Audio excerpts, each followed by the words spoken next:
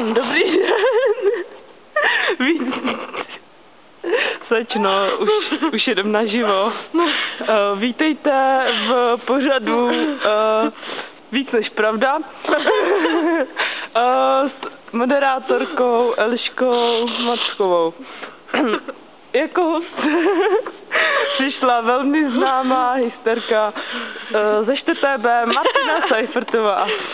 Vypadá, že si trochu šlehla, směje se jak potrkaná, ale to nevadí.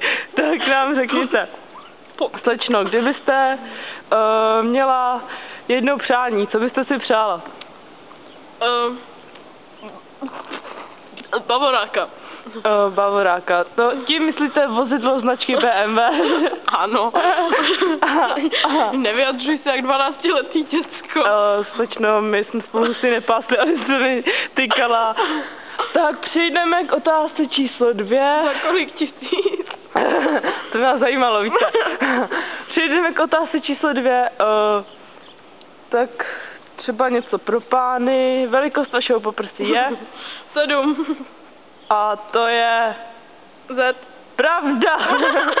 Blbá. Ano, máte 200 halířů českých. Takže přecházíme k otázce číslo 3. Můžete sledovat naší kameru, prosím vás, děkuji.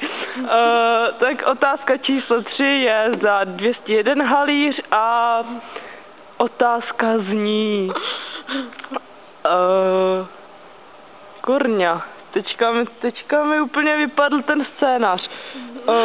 No, tak improvizuj. Ne, otázka číslo 3 zní. Jako superstar. Když nevědí, tak taky zpívá jenom na. Ano, tak otázka číslo 3 bude za 200 jeden halíř a zaspíváte nám píseň. Ne, beru si 200 halířů a odcházím. Tak ano, hra se ukončuje.